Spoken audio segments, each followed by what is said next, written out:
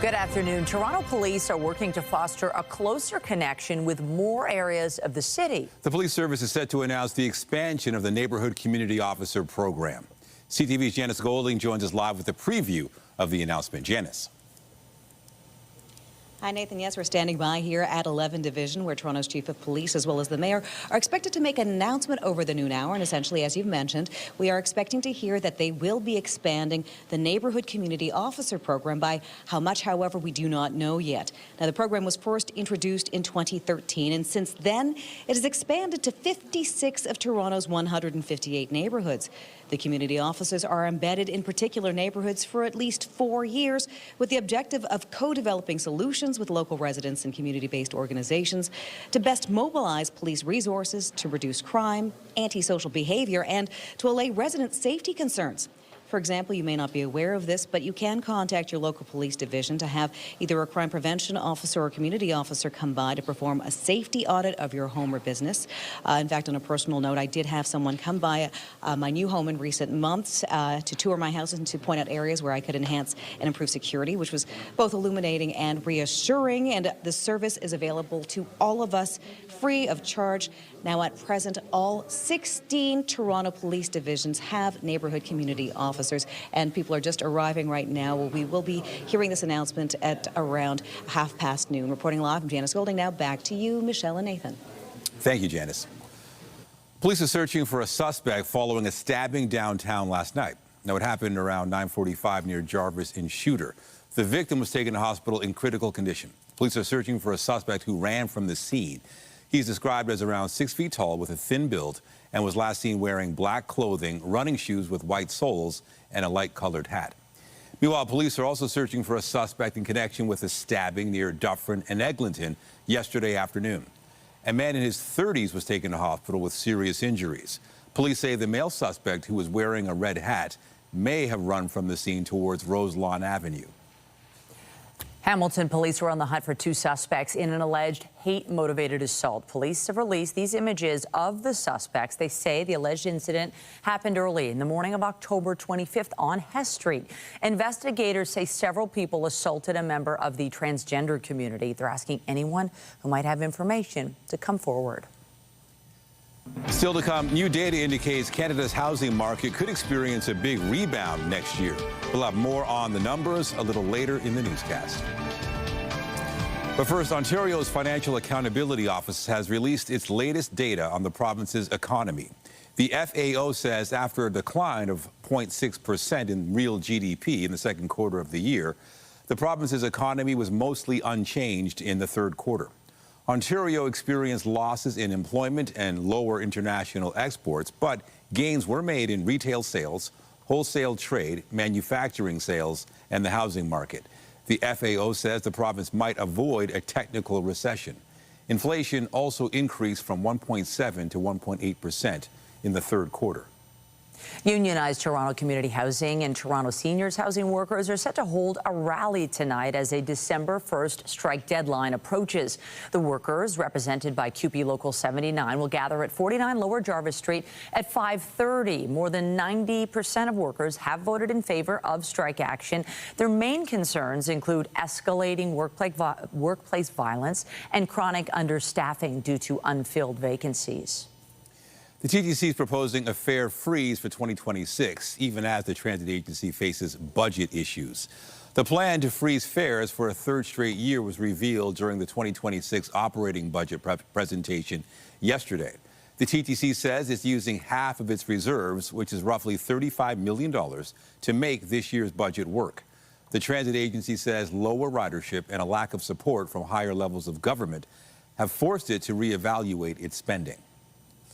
Well, the weather outside may be getting a little frightful, but there is plenty to do indoors that is absolutely delightful. Toronto's Union Winter is back at Union Station with free roller skating, holiday programming, and much more. And that is where we find CTV's Jessica Smith this afternoon, checking out what's going on. Ooh, we get to see your moves, Jess. I'm wearing a helmet for a reason. I have never roller skated in my life, Michelle, but honestly, they have lessons here. It's my first time, guys. I'm having a blast already. but it is a challenge, but we have someone here to help us break it all down because roller skating is back. Alexa, I want to ask you, this is year number 3. What can people expect? Because I feel like every time you guys have done this, it's got bigger and better. Absolutely. Every year we try and make Union Winter presented by TD even better for everyone. It's such a great community space. We're so excited to be bringing it back and making it, you know, Toronto's favorite new winter destination. It's indoors, it's warm, it's cozy. You know, everything's free, access is free, skate rentals are free, safety gear is free. We have free lessons as well on Tuesdays, Thursdays, and Sundays, and some really fun DJ nights on Fridays and Saturdays as well. So, you know, Union really is an ultimate destination, both with roller skating, but also shopping inside, free giveaways, live music performances. It's really like your one-stop shop. We like to say, you know, shop, drop, wrap your gifts, roll. We've got it all happening here. And there's something for everybody. We have seasoned skaters here. You've seen people doing the fancy moves. You've got the lessons. Can people of all ages come? How does it work? Yes, so it is all ages except for our Saturday nights. We have 19-plus winter mixers Saturdays from 6:30 p.m. to 11 p.m. Other than that, it's super family-friendly. We have a learn-to-skate area as well, which is really great for the kiddos. But really, it's such a great community space for everyone to come down and enjoy. All you have to do is register for a 2-hour time slot online at torontounion.ca/TDUnionWinter. But if you forgot to register, don't worry. Eligible TD customers do get priority access. It's kind of like walk-up spots for all of the time slots, so there's limited availability for that as well.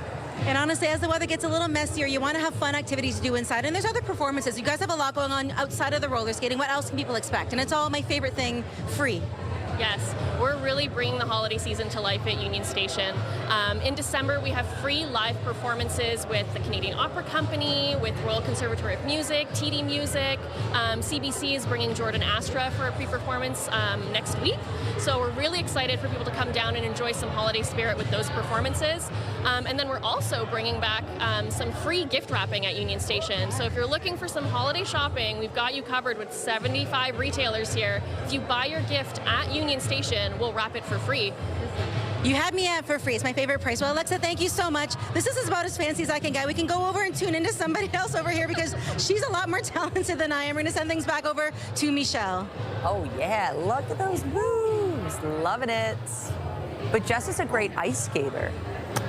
So I feel like she'd be good if she gave it a little bit of a try. All right, that's it from inside. Let's look outside the city this afternoon, and you can see lots of cloud cover, and there is a special weather statement in effect for our city, warning of strong wind gusts expected throughout this day. Lindsay Morrison is here with the specifics. Lindsay. Yeah, Michelle, we have a front that's moving through the GTA right now, bringing another round of rain, and behind this front, the winds are really going to start to strengthen. So if you've got wet weather right now, it is expected to taper off as the day goes on. And then we're going to be talking about a little bit of snow in the days to come. But here's a look at the wind warning for parts of Niagara, the north shore of Lake Erie, as well as Prince Edward County. Elsewhere, it is a special weather statement warning of wind gusts up to about 70 kilometers per hour. They're not too bad right now. Sustained winds around 20K, gusting closer to 60K in the Hamilton area, for example. Temperature-wise, look at this. It is 11 degrees. We've already reached our forecast daytime high. Temperature is going to fall from here, so you can expect it to be closer to 5 about midway to late way through the afternoon. And then here's what we're dealing with next. A snow squall watch is in place. We'll give you an idea of what kind of snow we could be in for here in the GTA coming up. But for now, I'll send it back to you, Michelle. Thanks, Lindsay. Help is reportedly on the way for Canadian steel producers and other sectors that have been hit hard by the ongoing trade dispute with the United States. Prime Minister Mark Carney is scheduled to announce what his office is calling new measures to protect and transform Canada's strategic industries. Multiple senior government sources have confirmed to CTV News Ottawa will reduce the amount of steel that can be imported into the country from nations that don't have a free trade deal with Canada. The feds are also expected to announce a plan to cut steel shipping costs through a deal with CN Rail, as well as increased financial supports for workers in that sector and the softwood lumber industry. The PM is set to speak at 3:15 this afternoon. And tomorrow, Ottawa is due to announce a new energy deal with Alberta, which could pave the way for a new pipeline to the BC coast. However, the deal remains controversial, with a group in British Columbia remaining opposed. CTV's Mike Couture explains. We fought successfully, I might add, so many pipeline battles in British Columbia. A stern warning from the president of the Union of BC Indian Chiefs.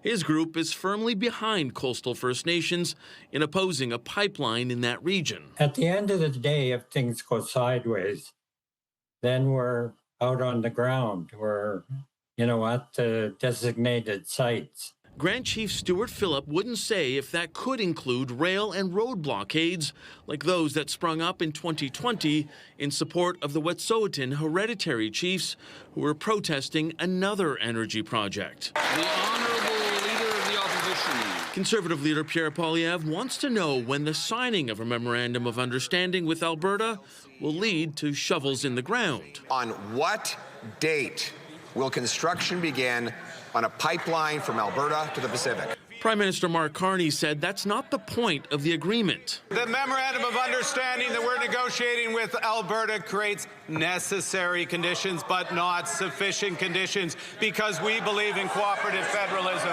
We believe the government of British Columbia has to agree. We believe that First Nations right holders in this country have to agree and support. BC's premier is against a proposed pipeline, and one former deputy minister of the environment is concerned ecological impacts aren't being considered. Last year, the world had 10 oil tanker spills, so this is a serious concern for the North Coast.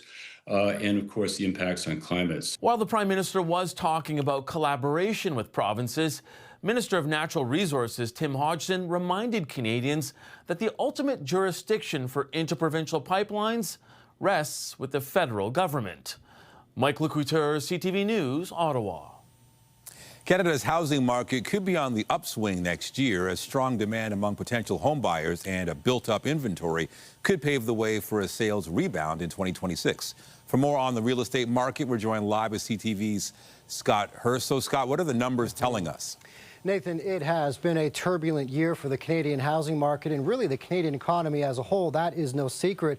But the housing market has shown some life as of late. It's shown momentum late in the year, with home sales picking up. According to the latest national real estate numbers, it has seen monthly gains in 6 of the last 7 months, and that's expected to continue, with RE/MAX now out with its 2026 Canadian housing market outlook. And here are some of the key highlights that we can take from this report. As you're seeing on your screen, according to RE/MAX, sales potentially are expected to increase about 3.5% next year, with prices potentially falling about 3.7% on average nationally, and about 10% of respondents say they plan to buy a home in the next 12 months. That is up from 7% in an earlier survey this year, and half of them are expected to be first-time home buyers. And about 1/4 of Canadians believe the housing market in their specific region will become more affordable in 2026. Now, specifically, when we talk about the GTA, some of these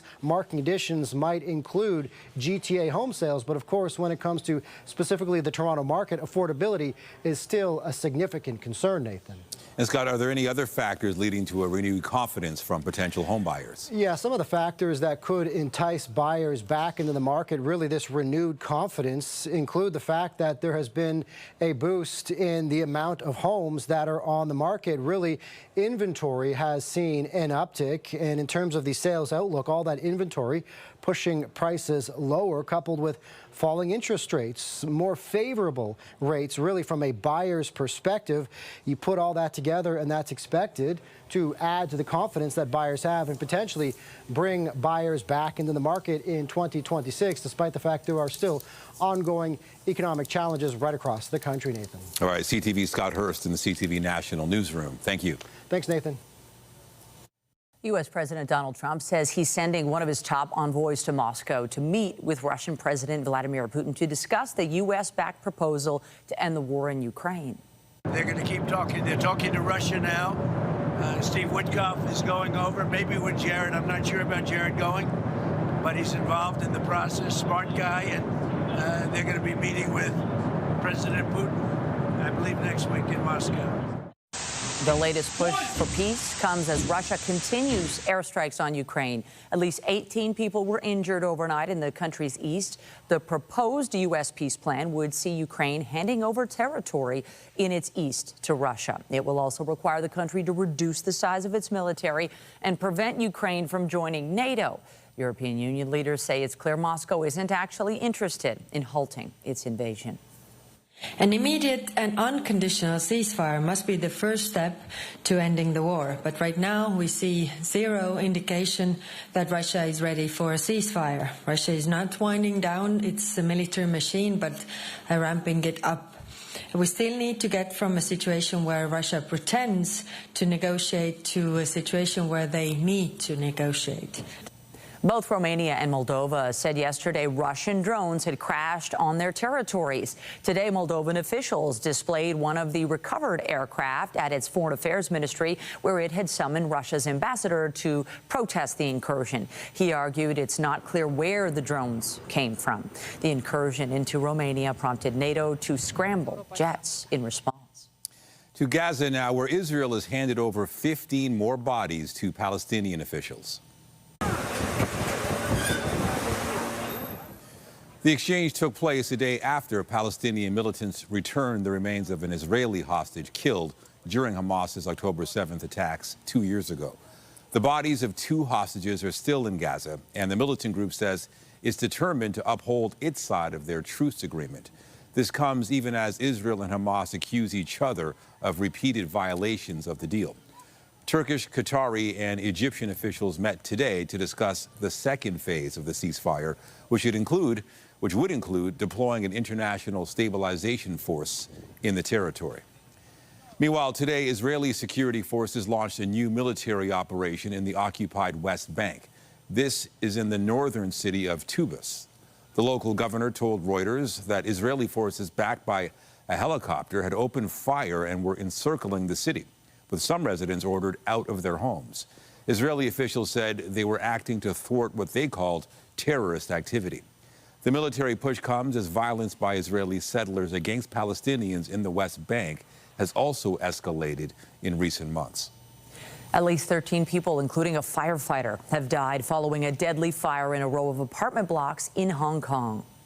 Because the temperature in the fire scene is very high, so we decided to upgrade the fire to number 5 alarm fire so that we can have more resources to deal with the situation.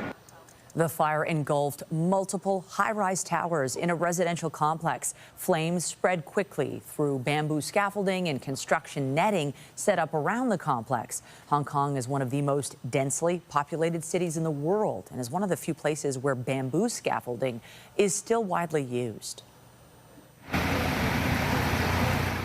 Staying in Asia, the death toll from flooding across Thailand has now risen to at least 33 as helicopters rush to evacuate people trapped by the high water levels. Several parts of the country were inundated after heavy rains, including some areas which received more than 330 millimeters, the most in 300 years. The Olympic flame has begun a journey which will take it all across Italy ahead of the Milano Cortina Winter Games.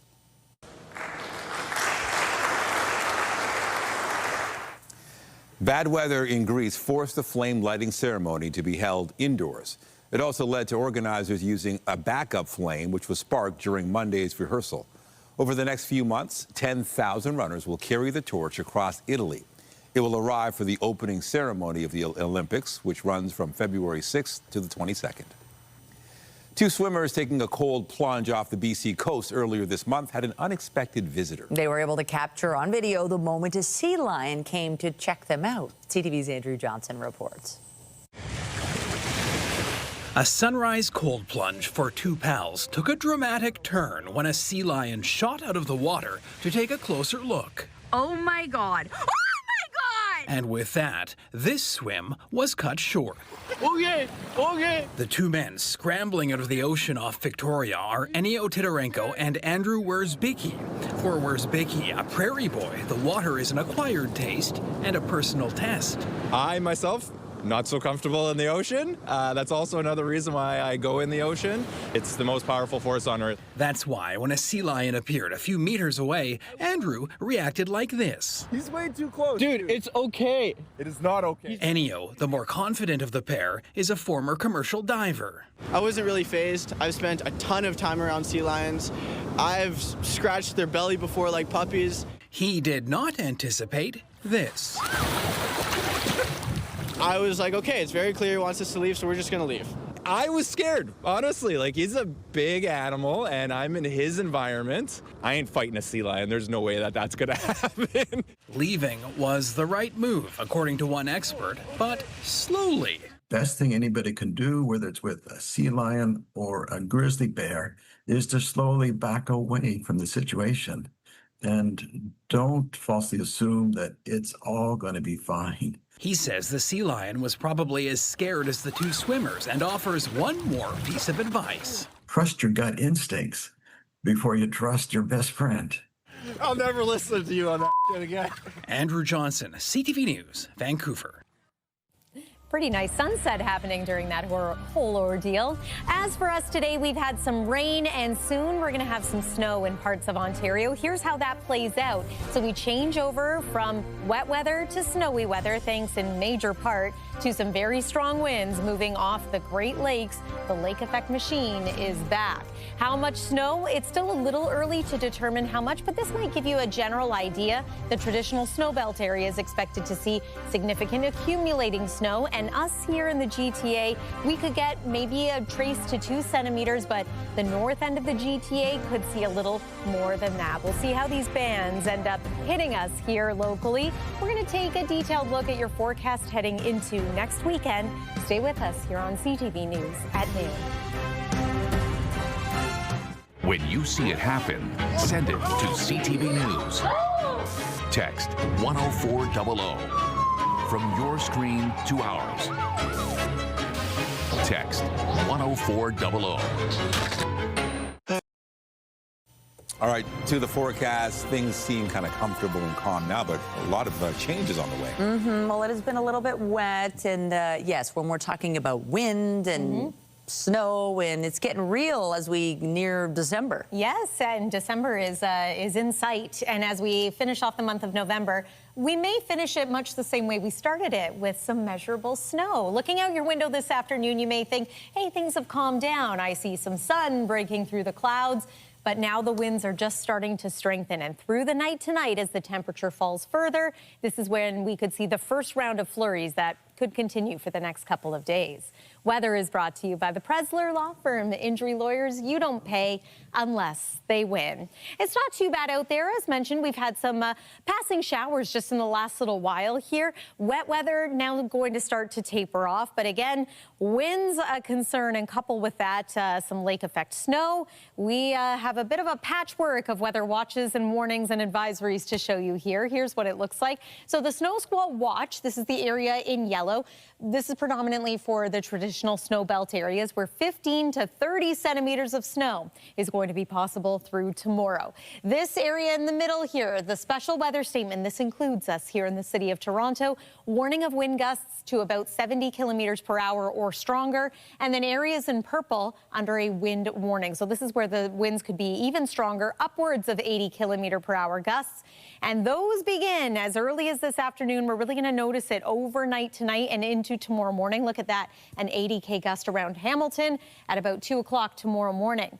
Then the winds slightly change direction. They will start to ease as we make our way into the weekend, and that's when we see the snow start to taper off. More on the snow in just a moment. There's what's left of the rain. It's now just pushing into the east end of the GTA. Some areas north of the city still being impacted too. This is a big low pressure system, and as it rotates, we see those winds kick in off the Great Lakes. And again, measurable snow likely for many beginning tonight. For others, it'll be more of a tomorrow story. I'm just going to pause this here for you to show you what we could be waking up to at about 9 a.m. tomorrow. You can see parts of the GTA being clipped. The tricky thing about snow squalls and lake effect snow bands is not everyone is impacted the same way. So while we are forecasting some snow, not everyone will see the same amount. Not everyone will see it at the same time. That's about 9 a.m. on Friday. You can see just with this particular model run, it looks as though the east end being impacted more than the west end, but I would prepare for there being a couple of centimeters of snow on the ground by the time we reach Friday. Then the snow is going to taper off. We will hopefully enjoy some peaks of sun for both Friday afternoon and Saturday.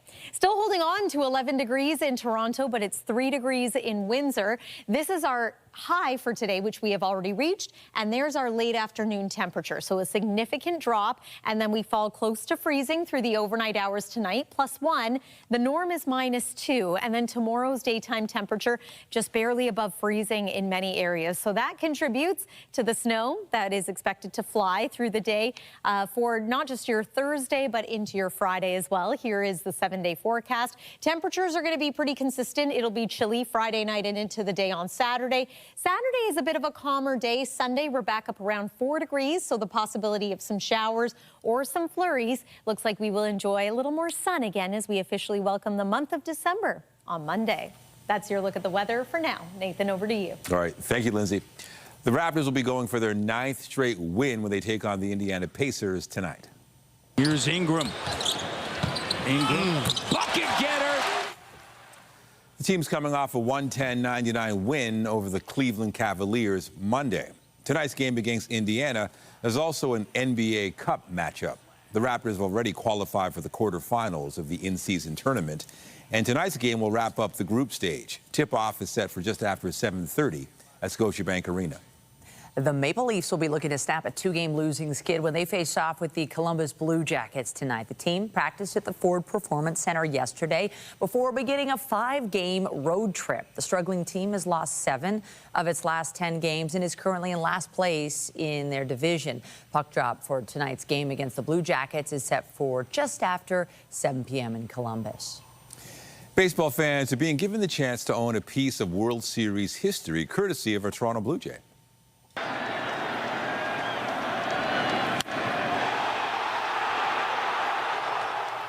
The ball Addison Barger hit for a grand slam in Game 1 of the World Series is going up for auction. The homer was the first pinch hit grand slam in World Series history. The person who caught the ball is putting it up for sale. You're watching CTV News, and then we'll have more news after this short break.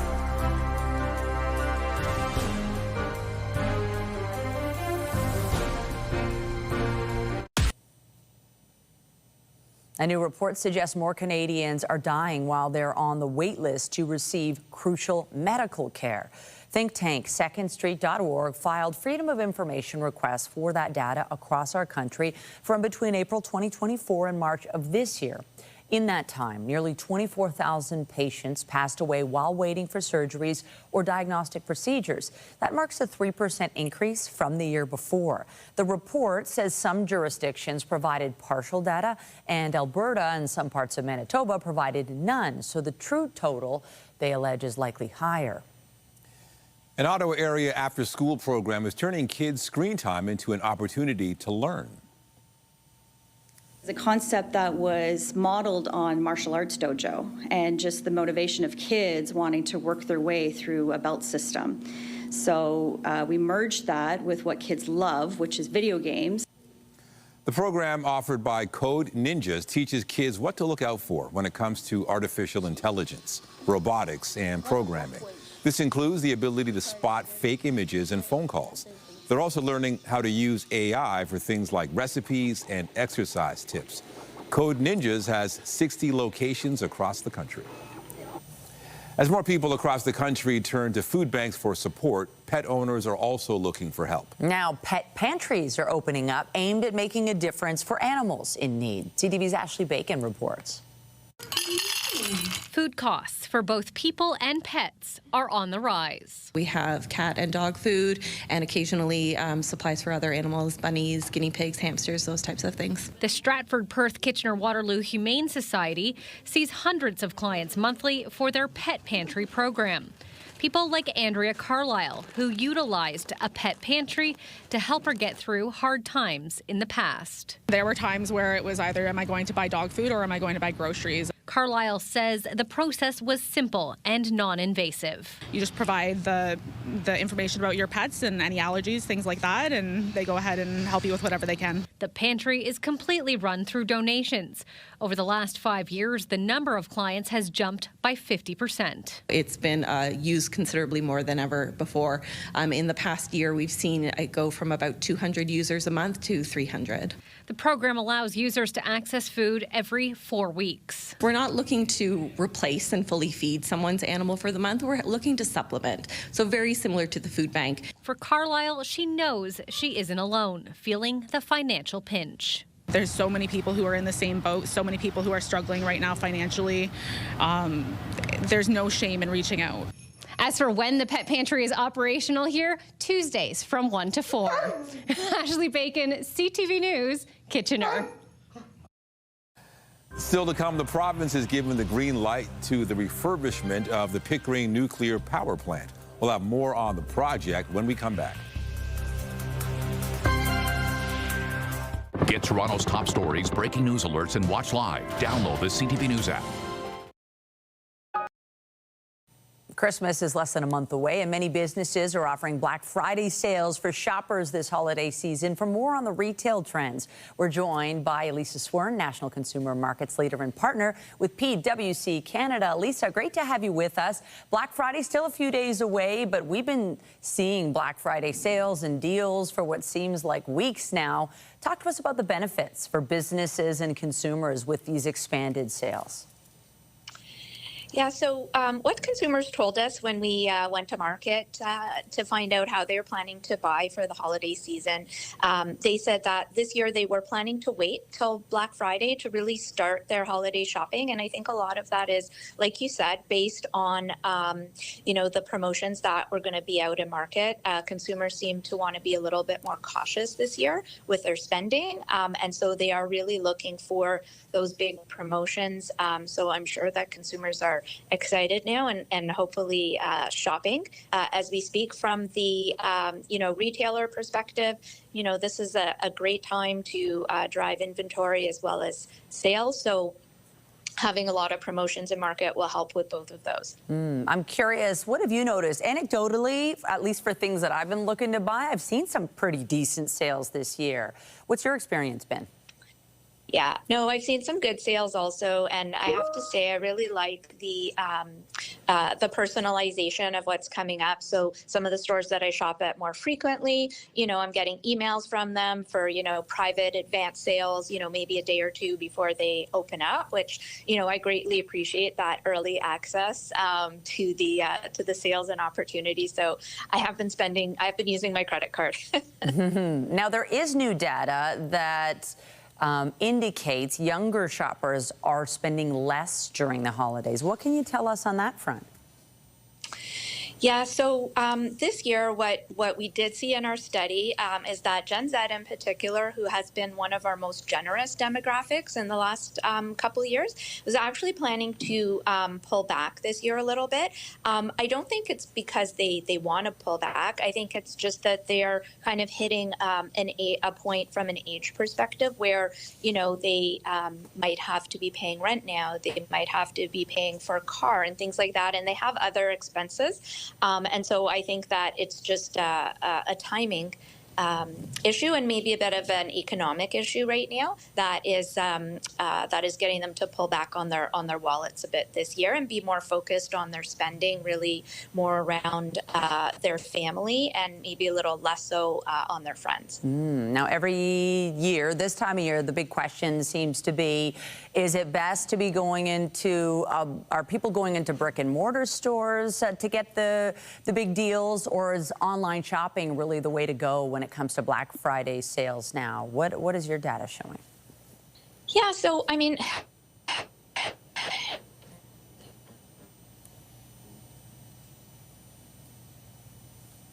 oh, Elisa, 5%. Sorry, you cut out for a second there. Do you mind starting again?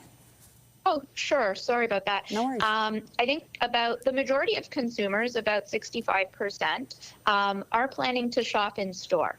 So it doesn't mean that they're not also going to shop online. They most likely will. But there's still a vast majority of consumers who enjoy that in-store experience. And I think especially around the holidays, as the stores as well as the shopping malls also kind of bring that, festive and fun spirit to be out in the stores. Elisa Swern, it's great to have you with us. Thank you. And National Consumer Markets Leader and Partner of PwC Canada. Appreciate your time and insights today. Thank you. Take care. Community-centered policing. All right, the mayor and the police chief announcing the expansion of the neighborhood community officer program. Let's listen in live. By their first names. Their role is to address and prevent issues. For example, if they learn that two individuals have been in conflict and there's going to be ongoing tension between them, they can work with both parties to de-escalate and prevent violence. This kind of work benefits everyone. And if someone needs social supports or other types of care, we are well positioned to connect them with the resources they need in collaboration with our community and our city partners. This is a very unique job, and it is a very important one. Most community safety indicators are down this year, including homicides, shootings, and car thefts. We are also mindful of long-term trends that show some of these indicators have been on the rise over the past decade. Now is not the time to slow down. It is the time to continue our efforts as much as ever. Wherever I go, when I speak with city councilors, community leaders, and residents, people tell me they want to see more police presence. This includes an increased police presence on the TTC. I've met with TTC CEO Mandeep Lally to discuss how we can work together to make the TTC safer. And I can tell you that we both agree that ensuring transit users feel safe on the subway and in the stations is a top priority. And of course, we will continue to work with all our transit, community, and city partners to ensure people are and feel safe. Thank you, and I'll now turn it over to Mayor Olivia Chow.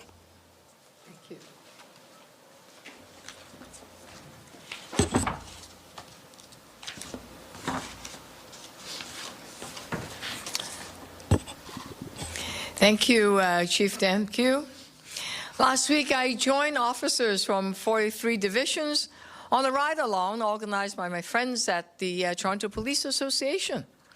We met up with a neighborhood community officers team at a local strip mall where these officers know every store owner by name.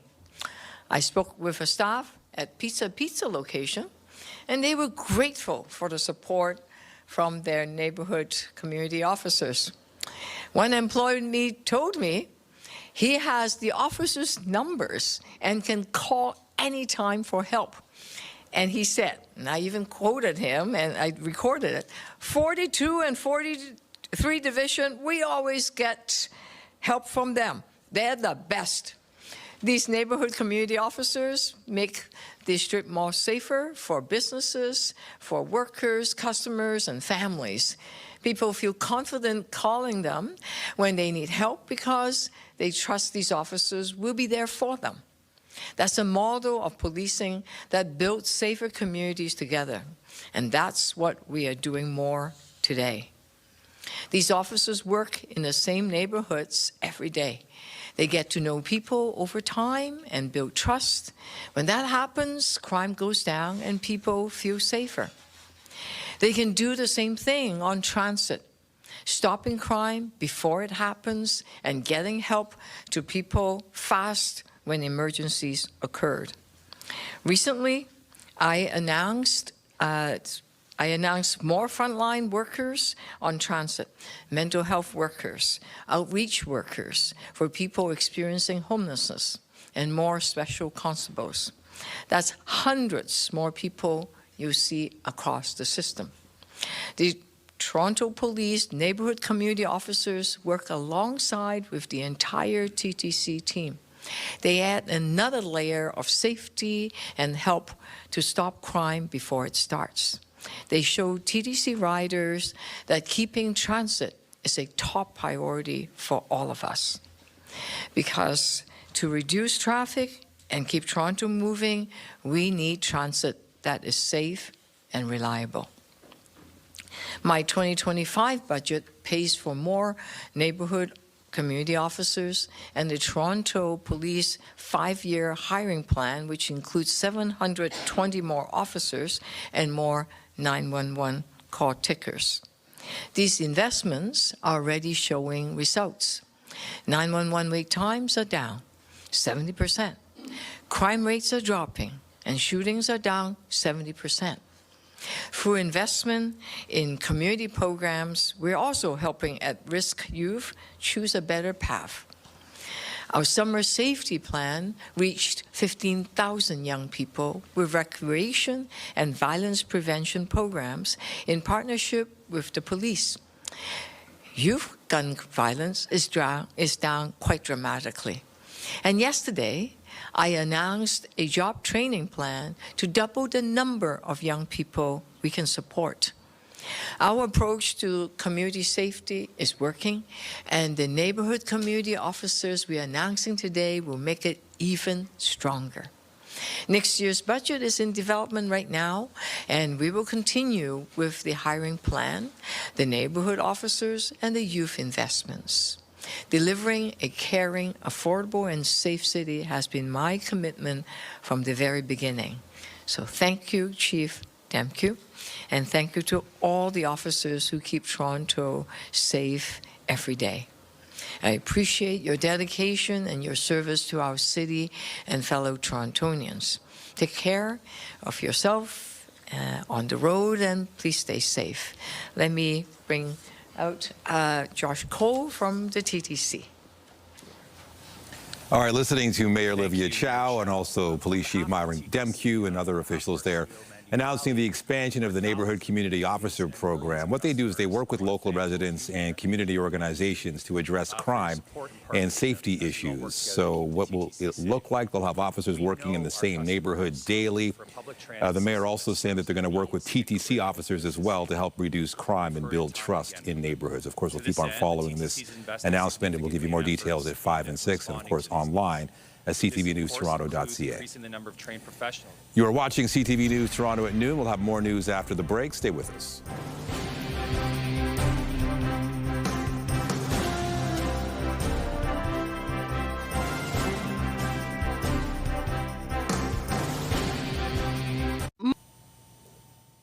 The province is giving the green light to the refurbishment of the Pickering nuclear power plant. The Ford government says the $26.8 billion project will create 30,000 construction jobs starting next year. Energy Minister Stephen Lecce says refurbishing the plant will extend its life by 38 years and power 2.2 million homes. He also says 90% of the material used in the project will be Canadian. Ontario's leading the largest expansion of nuclear energy on the continent. It makes up about half of Ontario's electricity supply, delivers reliable and affordable and emissions-free power 24 hours a day, 365 days a year. Our nuclear sector is one of Canada's greatest economic success stories using our CANDU technology. The province says the refurbishment will also secure a long-term supply of life-saving medical isotopes. Minister Lecce says construction is expected to ramp up next year and be complete in the mid-2030s.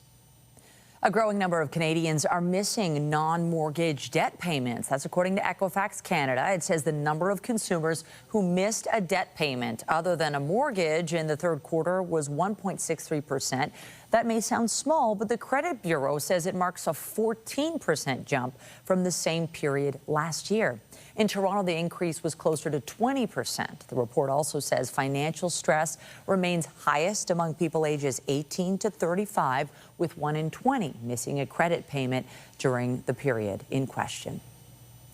Lots to talk about weather-wise. There is a special weather statement in effect. What do we need to know? So the special weather statement mainly has to do with the windy weather we are expecting this afternoon, maybe gusting to about 70 kilometers per hour. The peak wind gusts anyway, 40 to 70 K.